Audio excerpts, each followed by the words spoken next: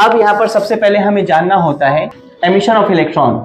4 type के emission of electrons होते हैं। थर्मैनिक एमिशन का मतलब होता है अगर किसी भी मेटल को ज्यादा हीट किया जाता है तो वो मेटल, उस मेटल के जो इलेक्ट्रॉन्स होते हैं उसके अंदर काइनेटिक एनर्जी ज्यादा हो जाती है और वो एमिट आउट हो जाता है। दूसरा फील्ड एमिशन। फील्ड एमिशन का एग्जांपल, सबसे अच्छा एग्जांपल होता है कैपेसिटर। कैपेसिटर में बैटरी लगाते हैं, ठीक। अब बैटरी के वोल्टेज को अगर हम बढ़ाते जाएं, यहाँ पर प्लस और यहाँ पर माइनस, इलेक्ट्रिक फील्ड ऐसे बन गया। तो बैटरी के वोल्टेज को बढ़ाते जाएंगे तो यहाँ के जो इलेक्ट्रॉन्स हैं उस पर फोर्स इधर लग रहा होगा, opposite to the electric field.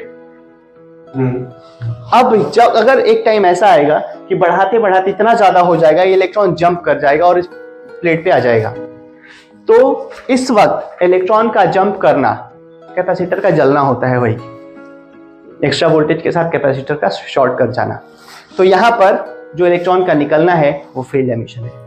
Electron एक पे दूसरी पे जंप कर जाएगा तो जल जाएगा कैपेसिटर, ठीक है। और यह निकला क्यों? क्योंकि इलेक्ट्रिक फील्ड इतना ज्यादा हो गया कि इस पे लगने वाला जो फोर्स था वो ज्यादा हो गया और वो इलेक्ट्रॉन वहां रुक नहीं पाया, वो बाहर आ गया।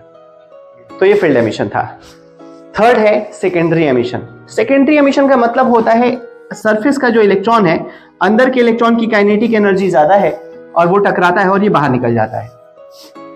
अरे एग्जांपल क्या ले रहा हूं, मैं यहाँ खड़ा हूं गेट पे, ठीक, तुम सब भाग दौड़ कर रहे हो, तुम सब में से कोई आके दौड़ते हो, मुझ में टकरा गया, मैं रूम के बाहर, तुम स्टेबल, मैं बाहर। मैं मेरी एनर्जी से बाहर नहीं गया, तुम लोगों से में से किसी ने अपनी काइनेटिक एनर्जी मुझ में ट्रांसफर कर दी और मैं बाहर चला गया। इसे कहते हैं secondary emission.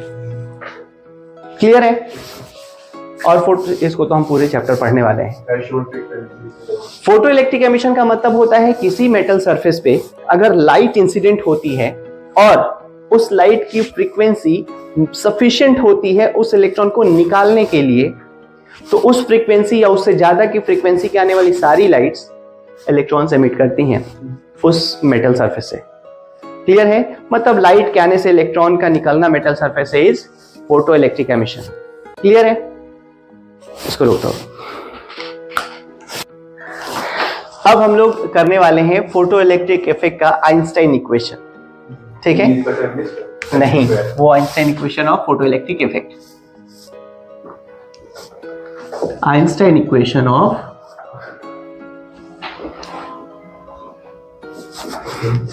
Photo electric effect. बहुत कम चीजें इसमें है पढ़ने को। क्लियर है ना? तो ये मत सोचना क्या इंपॉर्टेंट है क्या नहीं है, 2 क्लास में ही सब कुछ हो जाना है। तो समझ लो कि तुम्हारे लिए सब कुछ इंपॉर्टेंट है और आ जाना है अच्छे लेवल पे। हो सकता है 4 नंबर, 2 क्लास में 4 नंबर। अब Einstein equation of photo electric effect करने से पहले हमें पता होना चाहिए कि एक्चुअल में फोटो इलेक्ट्रिक इफेक्ट का फिजिकल सेंस क्या था। जैसे मान लो ये है इलेक्ट्रॉन जो कि न्यूक्लियस से बंधा हुआ है, ठीक है, ये है मेटल सरफेस। अब यहां से आया फोटोन। अब फोटोन की जो एनर्जी होती है वो होती है h न्यू या फिर hc अपॉन लैम्डा। ये है energy of each photon, energy of each photon. अब इतनी एनर्जी इस पे आई। अब होता क्या है, एग्जांपल के लिए मैं ये लेके चलता हूं, चलो एग्जांपल सेट करते हैं। यहां पर मैं मान लेता हूं 10 जूल का फोटोन आया। क्लियर है? अब यहां से हर इलेक्ट्रॉन अपने न्यूक्लियस से जुड़ा होता है, तो ये जो इलेक्ट्रॉन इसके साथ जुड़ा हुआ था, अब इसके बॉन्ड तोड़ने के लिए कुछ एनर्जी यूज होगी, उसे हम कहते हैं वर्क फंक्शन। वर्क फंक्शन बताता हूं सब धीरे धीरे। वर्क फंक्शन मतलब एनर्जी जो इलेक्ट्रॉन को बाहर निकाल सके। मान लेते हैं ये यूज हुआ 4 जूल, ठीक है, 4 जूल कंज्यूम हो गया। अब यहां से इलेक्ट्रॉन ये बाहर निकल गया जिसके पास थी काइनेटिक एनर्जी, जो कि बचा 6 जूल। क्लियर है? बात समझ में आ गई?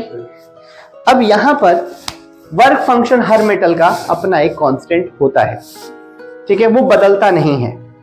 ठीक, जैसे एग्जांपल के लिए ये सोचो, मान लो मैंने तुम्हें सीपी भेजा कि ये लो 500 रुपीज, तुम्हें ये काम करके आना है, ठीक है, तो 100 रुपीज तो उसमें तुम्हारे मेट्रो का कॉस्ट हो गया, बच्चे तुम्हारे पास 400, तुमने 400 का मेरा काम कर दिया, मैं तुम्हें दूंगा 1000 रुपीज, 100 रुपीज कॉस्ट हो गया, 900 बचे तुम्हारी एक्टिविटी के लिए, 2000 दिया तो भी 100 यूज हुआ, 1900 बच गया।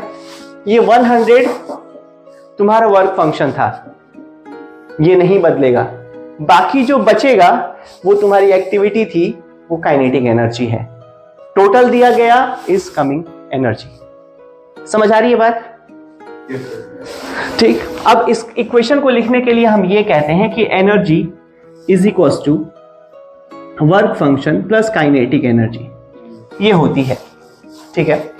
अब एनर्जी जो है वो होता है H nu is equals to work function plus kinetic energy.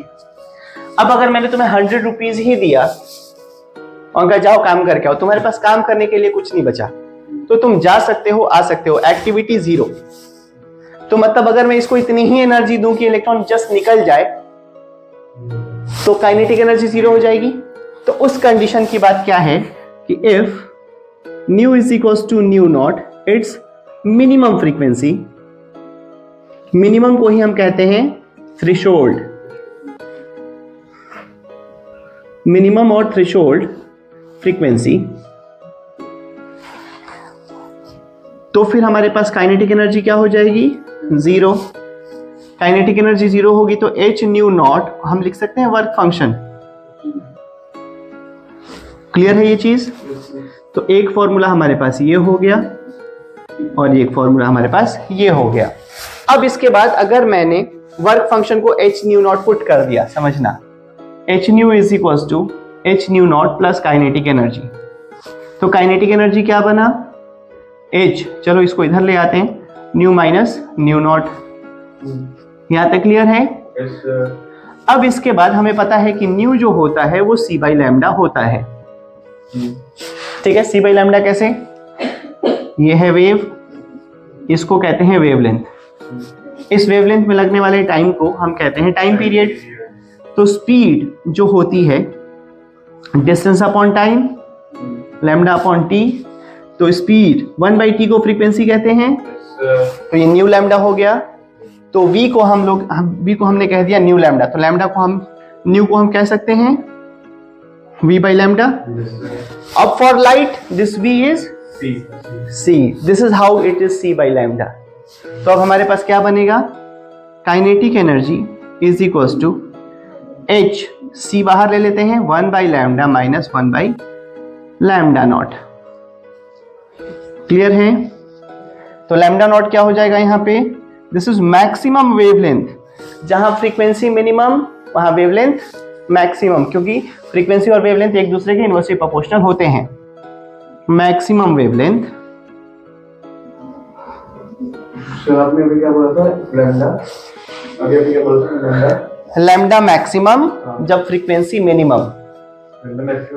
तो यहां पर हमारी फ्रीक्वेंसी मिनिमम थी, तो इसका मतलब ये जो लैम्डा रहा होगा मैक्सिमम रहा होगा। मैक्सिमम वेवलेंथ एट विच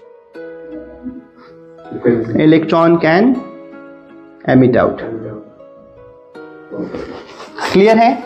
अब इसको ले लेते हैं equation number 1, equation number 2 and equation number 3। This equations, इसको अलग से समझना, ये अलग चीज है, ये रफ था। अब इन्हीं इक्वेशंस को Einstein equation of photo electric effect कहा जाता है।